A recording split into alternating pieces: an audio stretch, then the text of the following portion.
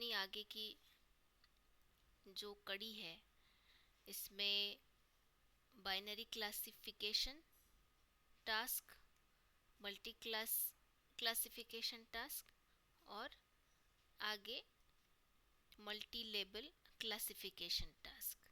तो हम लोग इसे मल्टी लेबल क्लासिफिकेशन टास्क को समझेंगे।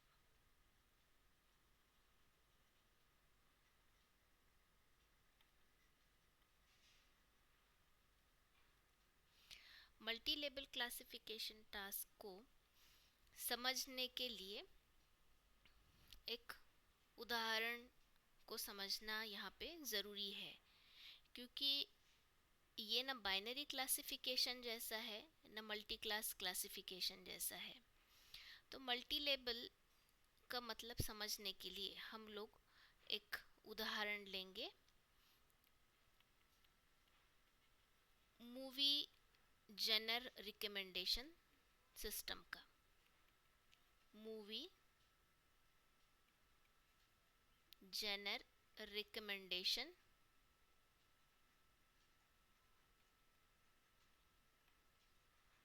सिस्टम। अब आप सभी लोग जब नेटफ्लिक्स पे या फिर कहीं यूट्यूब पे मूवीज़ देखते हैं तो उस मूवीज़ में उनका जेनर लिखा होता है। मान लीजिए कि कोई भी एक ट्रांसफॉर्मर नाम की मूवी है,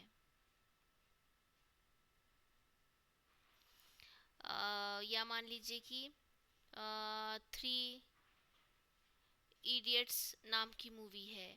तो इनके जो जनर है वो जनर लिखे होते हैं। तो यहाँ पे मैं उदाहरण के तौर पे ट्रांसफॉर्मर एक साई फाई मतलब साइंस फिक्शन जनर हो गया इसका। उसके बाद में मान लीजिए कि ये उस ड्रामा में भी आता है और ये एक एडवेंचर में भी आता है। तो ये सारे कॉमेडी वगैरह ये सारे उसके जनर्स हैं। अब ये थ्री इडियट्स नाम की जो मूवी है वो मान लीजिए ड्रामा में आ रही है, उसके बाद में कॉमेडी में। तो ये उसके जनर है। तो अब हमें बहुत बार ये अगर जनर के हिसाब से मान लीजिए कि ट्रांसफॉर्मर नाम की मूवी है तो इसके साईफाई ड्रामा और एडवेंचर ये तीन जनर्स है। तो ये जो तीनों जनर्स है ये इस तीनों प्रकारों में ये ट्रांसफॉर्मर नाम की मूवी का लिस्ट होगा। वैसे ही ये थ्री इडियट्स नाम की जो है मूवी वो अगर ड्रामा और कॉमेडी जनर में आती है तो ड्रामा जनर में भी उसका नाम होगा और कॉमेडी जनर में भी उसका नाम होगा। तो एक हम ऐसा मान लेते हैं यहाँ पे कि x जो है वो हमारा इनपुट है। x हमारा इनपुट है। x हमारा इनपुट है मतलब यहाँ पे मूवी का जो नाम है या फिर मूवी है वो हमारा इनपुट है। अब हमारा जो आउटपुट है वो हमारा आउटपुट y है, जो कि हमारा जिसे हम लोग टारगेट वेरिएबल बोलेंगे। तो टारगेट वेरिएबल हमारा कोई एक क्लास नहीं होगा, वो होगा अलग अलग प्रकार के जनर्स। तो ये मैं आपको समझाती हूँ एक छोटा सा टेबल ड्रॉ करके। देखिए यहाँ पे मैंने x इनपुट लिया है और यहाँ पे मैंने y आउटपुट लिया है। तो ये अलग अलग आपकी मूवी के नाम हो गए। मान लीजिए x1 नाम की मूवी है, x2 नाम की मूवी है और x3 नाम की मूवी है, इस तरीके से। अब जब हम लोग बात करते हैं कि ये जो जनर है ये जनर हमारा किस तरीके से है यहाँ पे, तो ये जो x1 है यहाँ हमने ट्रांसफॉर्मर नाम की जो मूवी ली है उसे हम लोग x1 कहते हैं और इस जनर को हम लोग कहते हैं लेट अस से T1 T2 T3। अब ये ड्रामा है, ये हो गया आपका T2 और ये आपका मान लीजिए हो गया T4। तो X1 नाम की अगर मूवी है ट्रांसफॉर्मर, तो यहाँ X1 में X1 का जो क्लास आएगा वो कोई एक पर्टिकुलर जनर नहीं आएगा, बल्कि वह एक ग्रुप आएगा T1, T2 और T3 का, क्योंकि ये जो मूवी है ये 3 अलग अलग जनर्स को बिलोंग कर सकती है। वैसे ही X2 है, तो मान लीजिए कि ये जो X2 है आपका, ये X2 थ्री इडियट्स नाम की मूवी है। तो ये थ्री इडियट्स नाम की मूवी यहाँ पे T2 को भी बिलोंग कर रही है और T4 को भी बिलोंग कर रही है। ये दोनों जनर्स को बिलोंग कर रही है, ये दोनों में शामिल है। तो हम अगर सपोज हमने एक साधारण सा उदाहरण लिया, जो कि हमने पहले बाइनरी क्लासिफिकेशन में और मल्टी क्लास में देखा था। तो यहाँ पे हमारा ये जो टेबल है, ये टेबल हमारा किस तरीके से बनेगा? ये जो टेबल है हमारा, ये आपका इनपुट है और ये आपका टारगेट क्लास है। तो ये आपका जो टेबल है, ये हमारा X1 बाइनरी है, तो दो ही क्लासेस है, मान लो T1 और T2 नाम के क्लासेस। तो ये आपका T1 में आएगा। X2 है तो T2 में आएगा। X3 है तो मान लो वो T2 में ही आ रहा है।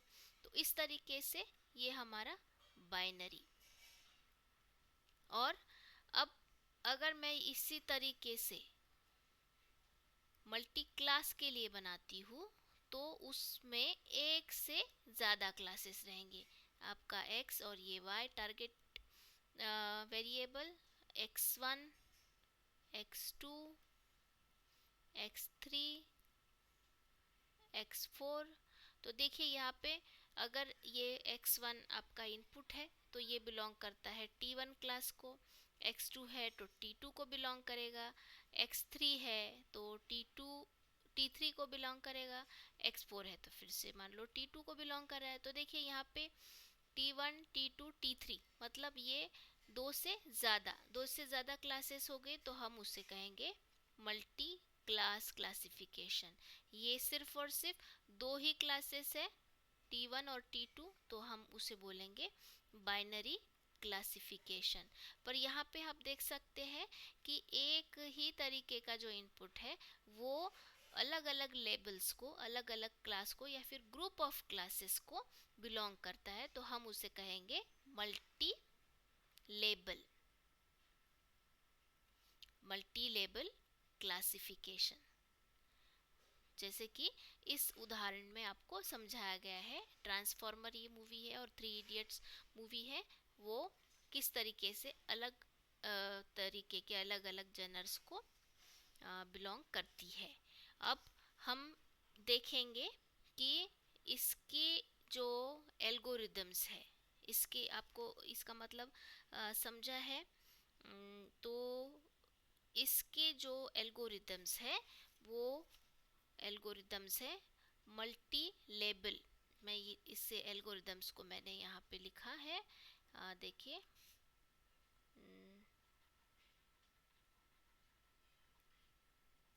उसका multi label decision tree,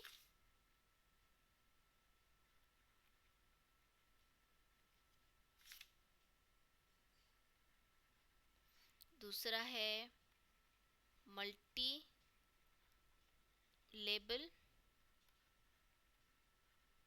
random forest और तीसरा है multi label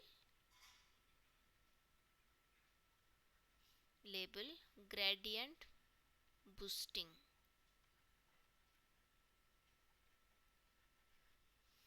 multi label gradient boosting. तो मल्टी लेबल क्लासिफिकेशन में हम लोग यहाँ पे क्या कर रहे हैं कि दो या फिर दो से अधिक क्लास लेबल्स का यहाँ पे दो या दो से अधिक क्लास लेबल्स का हम लोग प्रयोग कर रहे हैं, और उन क्लास लेबल्स में हम लोग अपना इनपुट कौन कौन सी क्लास लेबल्स में आएगा ये हम लोग यहाँ पे प्रेडिक्ट कर रहे हैं, जैसे कि देखिए इस टेबल में बताया हुआ है। तो ये जैसे कि मूवी जनरल रिकमेंडेशन सिस्टम हो गया, ये उदाहरण स्पैम नॉट स्पैम का हो सकता है, और ये हो सकता है आपका ऑप्टिकल कैरेक्टर रिकॉग्निशन का, या फेस रिकॉग्निशन का, या फिर प्लान स्पेसिस आइडेंटिफिकेशन का। तो अपना आखिरी का जो है क्लासिफिकेशन टास्क है इम्बैलेंस्ड क्लासिफिकेशन। यहाँ पे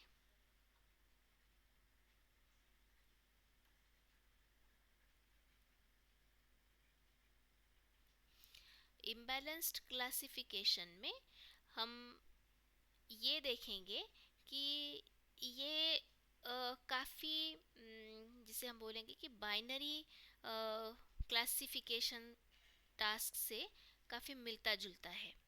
पर एक चीज़ यहाँ अलग ऐसी है कि जो भी नंबर ऑफ एग्जाम्पल्स है वो जो क्लास में जो डिस्ट्रीब्यूट होते हैं, तो क्लास में डिस्ट्रीब्यूट होने वाले जो एग्जाम्पल्स है वो अनइक्वल है। अनइक्वल डिस्ट्रीब्यूशन हम जिसे बोलेंगे। तो अनइक्वल डिस्ट्रीब्यूशन से आपका क्या मतलब है? देखिए, अगर आपके पास में एक हजार एंट्रीज है, या फिर 1000 हमारा क्लास में एंट्रीज होने वाली है, और आपके दो क्लासेस बने हुए हैं, ठीक है, तो उसमें ये पता चलता है कि 999 एंट्रीज एक क्लास में है और केवल एक ही आपकी दूसरे क्लास में है। तो ये किस तरीके से? तो हम लोग एक फ्रॉड डिटेक्शन का उदाहरण लेते हैं। तो फ्रॉड डिटेक्शन में देखिए, फाइनेंशियल इंस्टीट्यूशंस मतलब बैंकों में वगैरह अगर ऐसा लगता है कि कुछ फ्रॉडेंट एक्टिविटी हुई है, तो ये बार बार नहीं होता है, रोज नहीं होता है, कहीं बहुत ही कम बार होता है। तो इस तरीके के ऐसे 1000 हमारे ट्रांजैक्शंस है, और 1000 ट्रांजैक्शंस में केवल और केवल एक ही ट्रांजैक्शन ऐसा है जो कि एक ही लेन देन का व्यवहार ऐसा है जो कि सस्पिशियस है, जो कि फ्रॉडेंट है। तो हमारे जो एक्टिविटी है ये ट्रांजैक्शन की, उसको हम दो क्लास में विभाजित कर सकते हैं कि एक आपका फ्रॉडेंट फ्रॉड और एक नॉन फ्रॉड, ठीक है।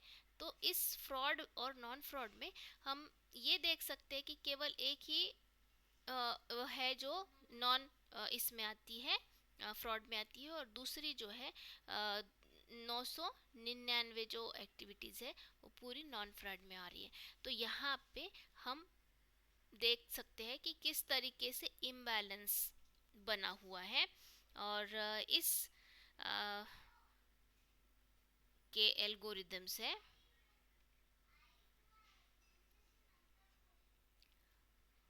कॉस्ट सेंसिटिव लॉजिस्टिक रिग्रेशन,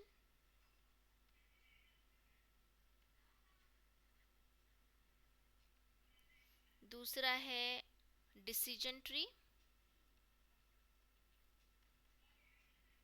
और वो भी कॉस्ट सेंसिटिव, और तीसरा है support vector machine, cost sensitive support vector machine. तो ये आपके इम्बैलेंस क्लासिफिकेशन के एल्गोरिदम्स है, जो कि आपकी क्लास डिस्ट्रीब्यूशन किस तरीके से अनइक्वल है, किस तरीके से एकदम ही असमान है, असमानता है उसमें, ये दर्शाने के लिए उपयोग में लाती है। तो ये आपका इम्बैलेंस क्लासिफिकेशन। तो इस तरीके से हमने इम्बैलेंस क्लासिफिकेशन देखा और मल्टी लेबल क्लासिफिकेशन को देखा और मल्टी क्लास क्लासिफिकेशन को भी हमने देखा और बाइनरी क्लासिफिकेशन को भी देखा। तो हमें ये इस क्लास में क्या हमारे प्रश्न हो सकते हैं कि आपको सबसे पहले तो आपके क्लासिफिकेशन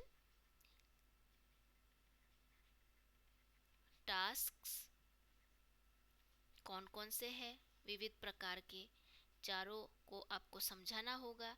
या फिर दूसरी तरीके के प्रश्न ऐसे उपस्थित हो सकते हैं कि किसी भी एक वर्गीकरण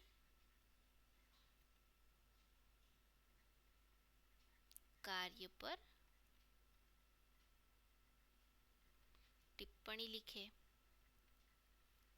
अब ये भी है कि हमने बहुत उदाहरणों के द्वारा समझा है, तो आपको अगर उदाहरण दिए जाते हैं,